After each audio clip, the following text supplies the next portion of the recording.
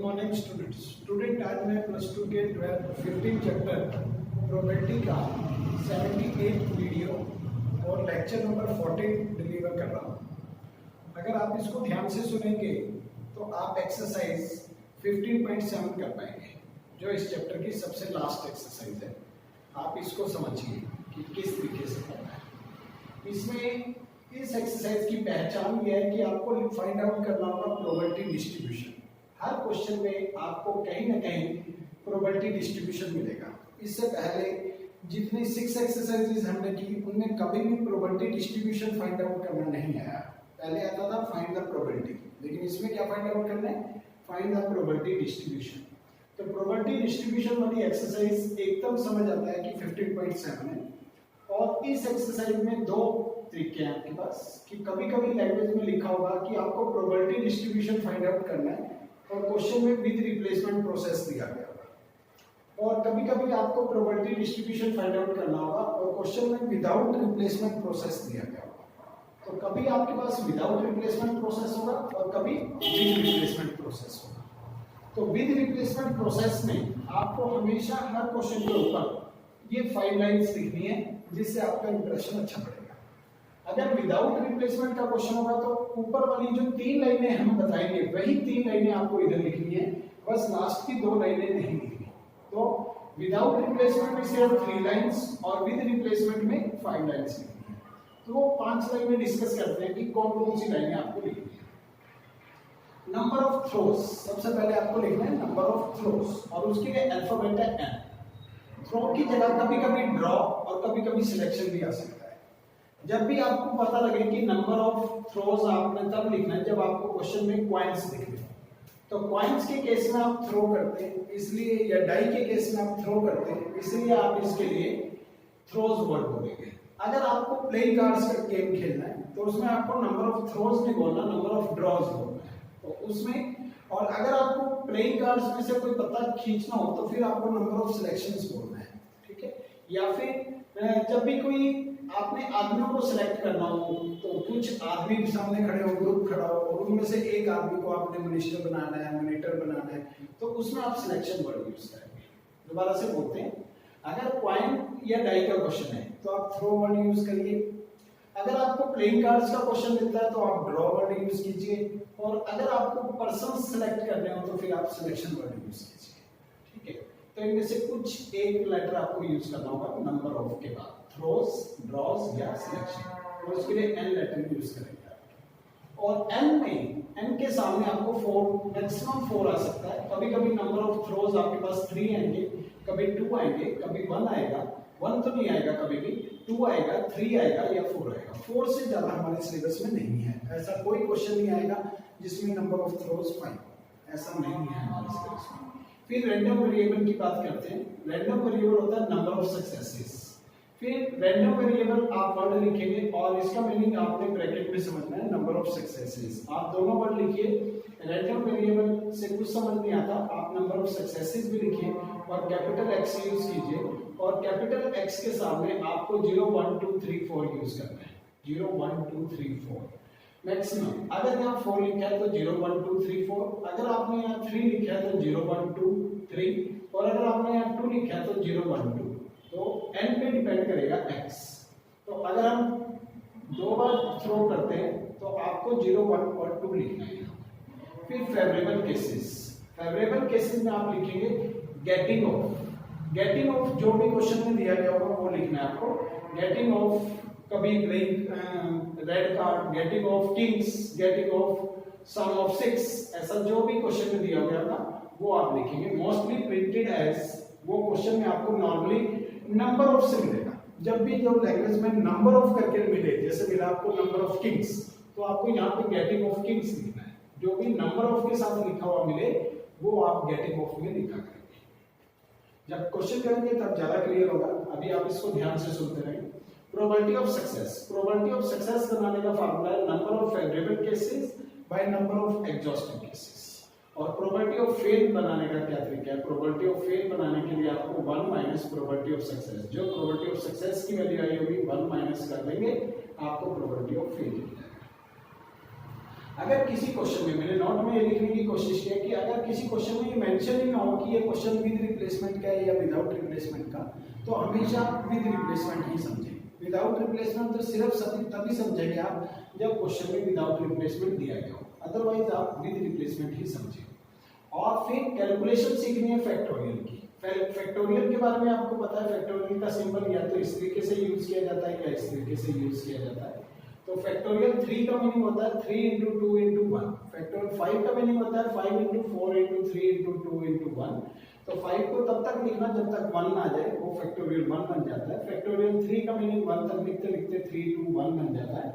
और अगर आपको कभी फैक्टोरियल को पूरा सॉल्व ना करना हो, मैं कहता हूँ कि फैक्टोरियल 5 को 7 को आप फैक्टोरियल 5 पे रोक दीजिए।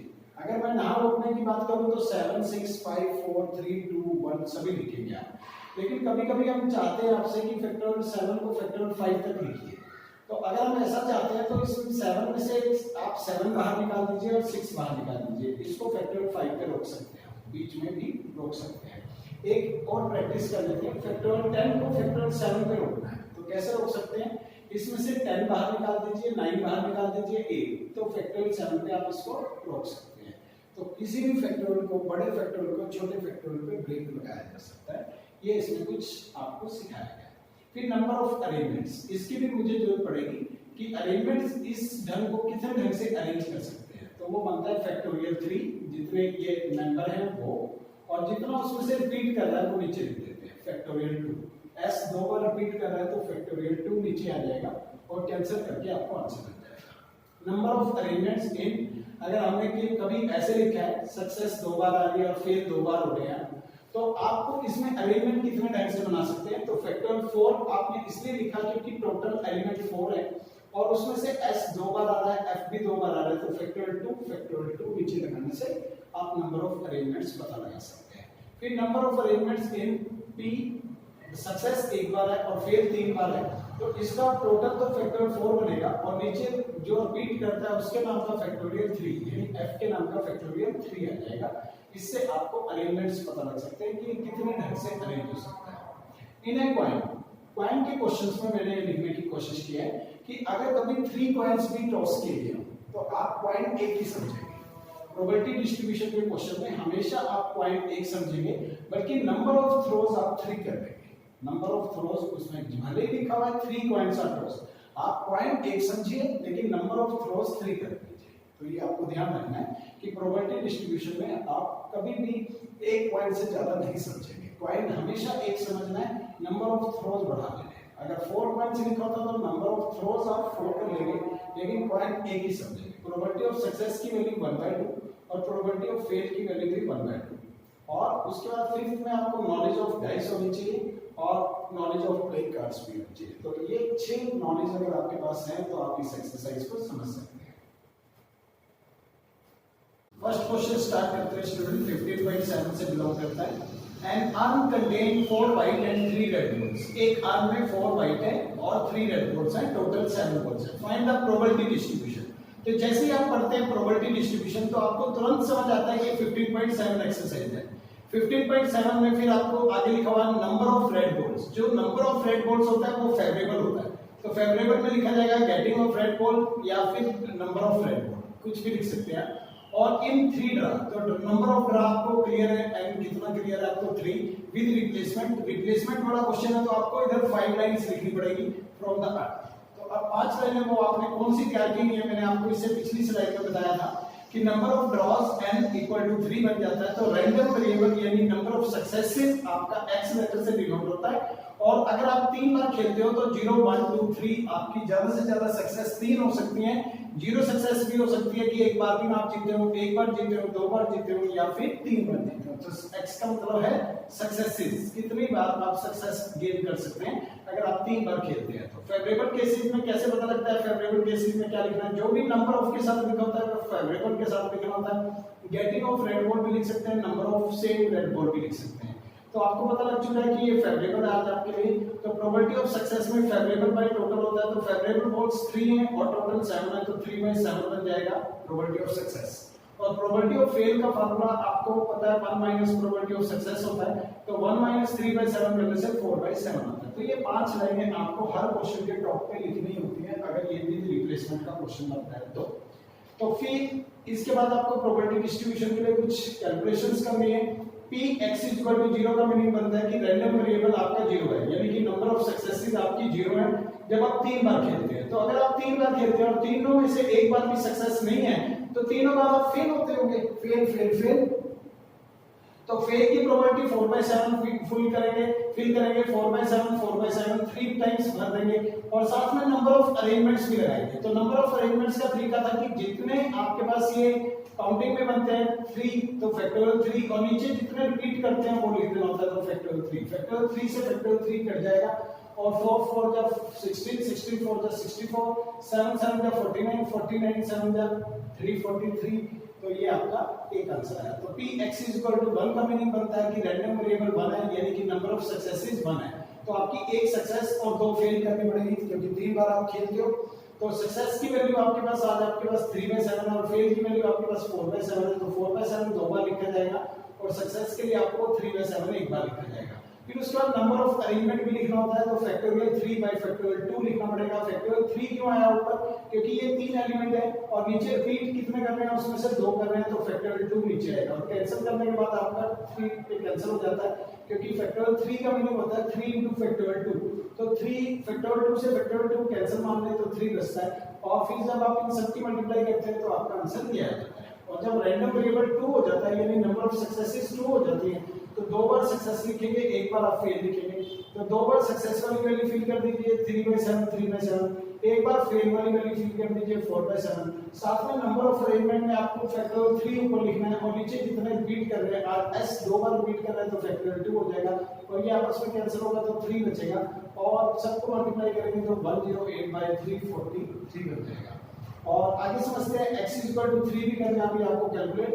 तो इसका मतलब बनता है कि 3 सक्सेसेस हैं तो तीनों बार सक्सेस की वैल्यू 3/7 तो 3/7 और नंबर ऑफ अरेंजमेंट में आप लिखेंगे जितने ये एलिमेंट है 3 एलिमेंट है तो फैक्टोरियल 3 जितने उसमें से रिपीट कर रहे हैं वो नीचे लिखना होता है फैक्टोरियल 3। तो ये आपस में कैंसिल हो जाता है 1 बनता है तो इन सबको मल्टीप्लाई करके आपका 27/343 बनता है। फिर लास्ट में प्रोबेबिलिटी डिस्ट्रीब्यूशन आपको इस फॉर्मेट में रिपोर्ट करना होता है 0 1 2 3 x के सामने और p ऑफ x के सामने आपका पहला आंसर ये आ रहा है, दूसरा ये, तीसरा ये, चौथा ये। तो आप ये चारों लिख लेंगे और आप इसमें अपने क्वेश्चन को चेक भी कर सकते हैं कि आपका आंसर ठीक है या नहीं। अगर आप इन सभी का सम करें 1 बनना चाहिए, अगर इन प्रोबेबिलिटीज का सभी का सम करें तो 1 बनना चाहिए। अगर आपका 1 बनता है तो आपको विश्वास हो जाता है कि हमारा क्वेश्चन बिल्कुल सही है। तो ये आंसर आएगा students complete question. Next question, 2 cards are drawn successfully with replacement। तो जैसे ही मुझे पता लगा कि ये विद रिप्लेसमेंट का क्वेश्चन है तो 5 लाइनें फिक्स है हमारी, ये हम 5 लाइनें लिखेंगे। From A well shuffled pack of 52 cards, 52 पत्तों में से 2 पत्ते निकालने हैं तो नंबर ऑफ ड्रॉ भी क्लियर हो गया कि एंड आपका 2 बनेगा। जैसे ही आपको पता लगा कि नंबर ऑफ ड्रॉज 2 है तो रैंडम वेरिएबल यानी नंबर ऑफ सक्सेसेस आप अपने आप फिल कर सकते हैं 0 1 2।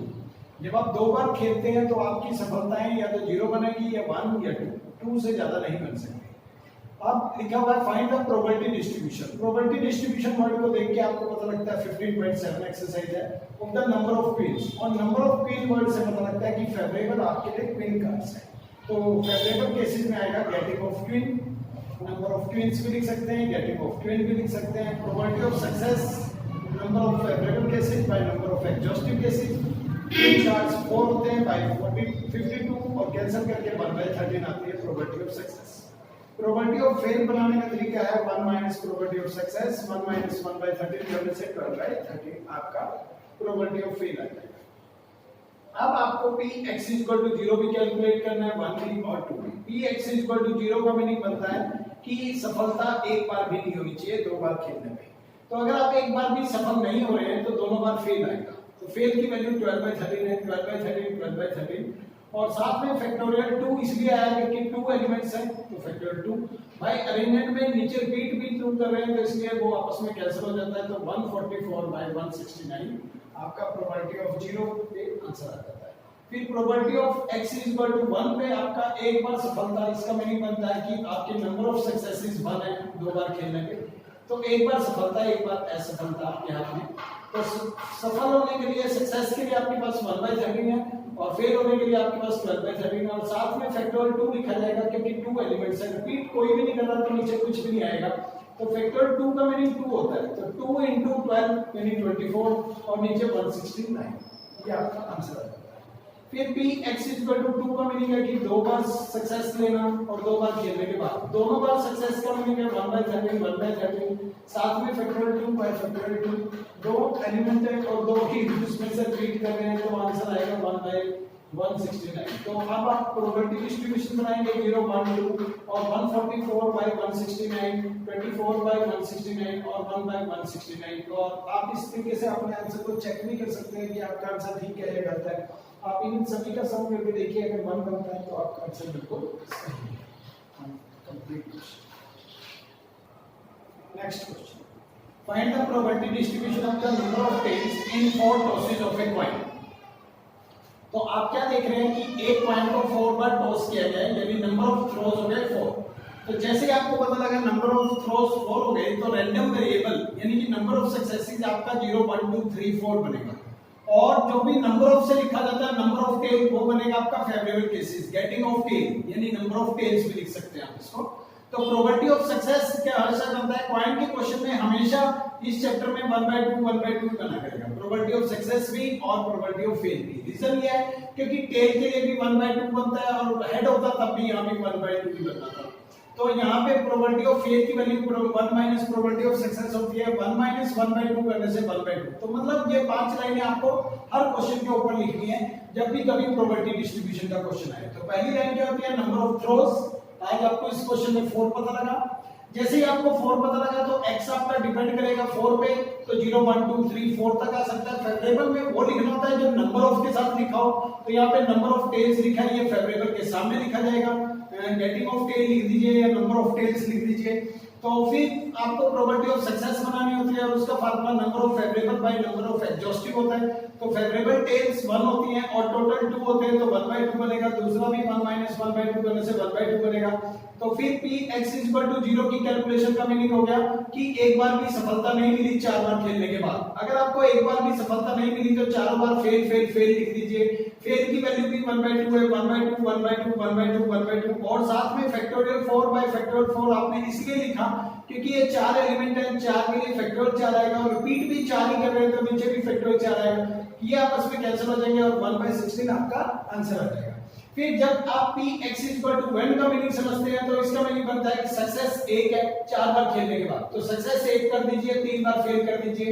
सक्सेस की वैल्यू भी 1/2 है, फेल की वैल्यू भी 1/2 है, यहां तक तो सब सही है। फिर नंबर ऑफ अरेंजमेंट सोचते समय आप 4 एलिमेंट है तो फैक्टोरियल 4 ऊपर लिखेंगे, नीचे रिपीट कितने कर रहे हैं, सिर्फ 3 कर रहे हैं तो फैक्टोरियल 3 लिखेंगे।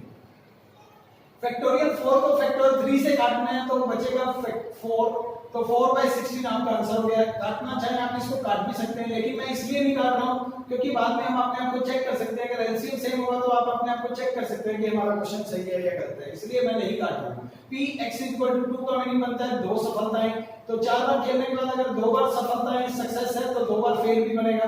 सक्सेस की वैल्यू भी 1/2 है और फेल की वैल्यू भी 1/2 है, तो 1/2 1/2 1/2 साथ में ये नंबर ऑफ अरेंजमेंट लिखना होता है, तो number of arrangement total 4 element है इसलिए फैक्टोरियल 4 आएगा। नीचे रिपीट लिखना होता है तो s की वजह से फैक्टोरियल 2 आएगा और f की वजह से भी फैक्टोरियल 2 आएगा।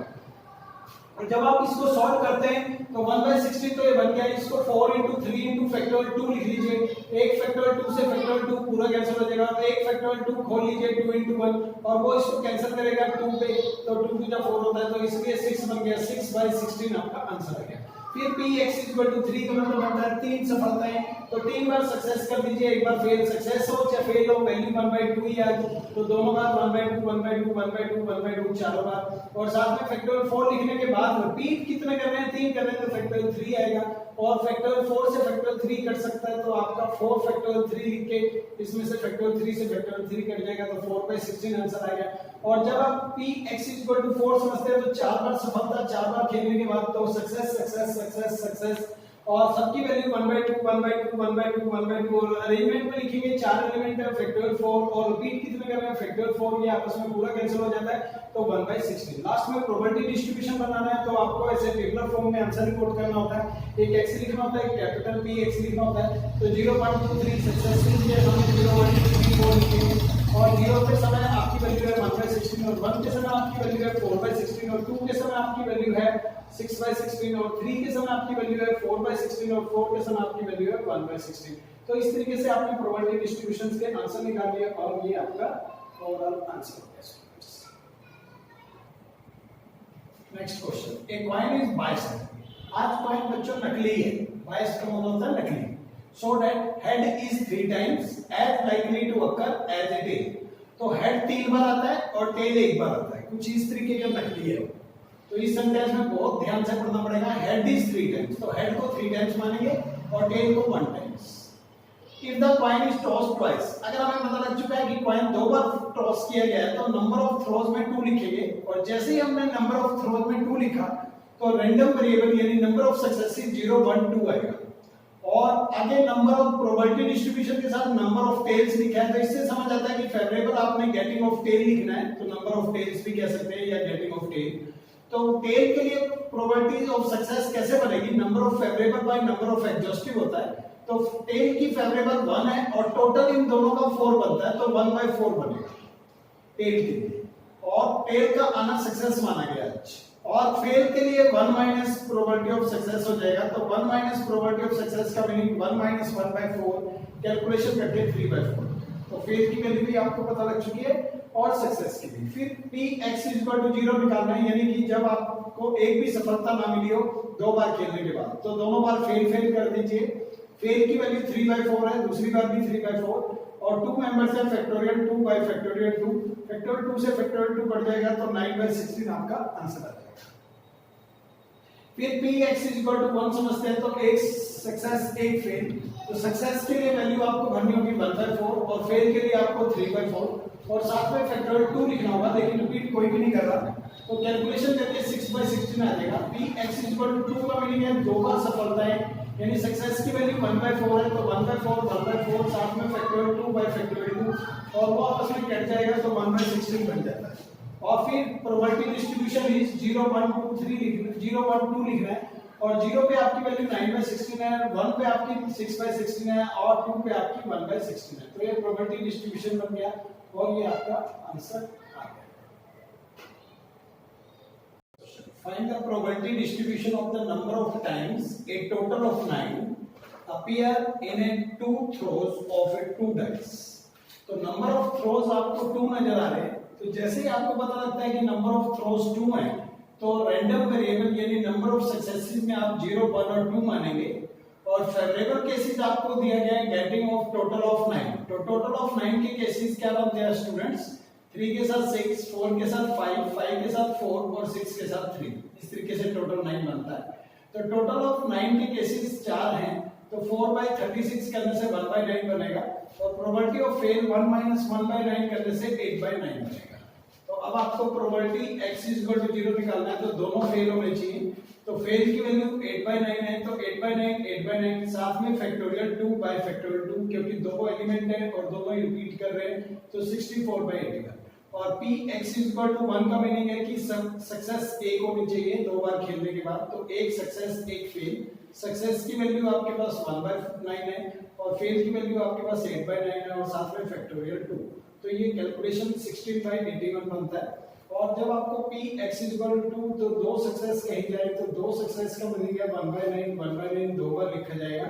सक्सेस की वैल्यू आपके पास 1/9 है तो फैक्टोरियल 2 बाय फैक्टोरियल 2 इसलिए लिखा क्योंकि 2 एलिमेंट्स हैं फैक्टोरियल 2 और रिपीट भी 2 ही कर रहे हैं तो वो आपस में कैंसिल हो जाएंगे तो 1/81 बचेगा। लास्ट में प्रोबेबिलिटी डिस्ट्रीब्यूशन बनाएंगे तो 64/81 16/81 और 1/81 चेक भी कर सकते हैं आप, इन सब का टोटल 1 बनना चाहिए।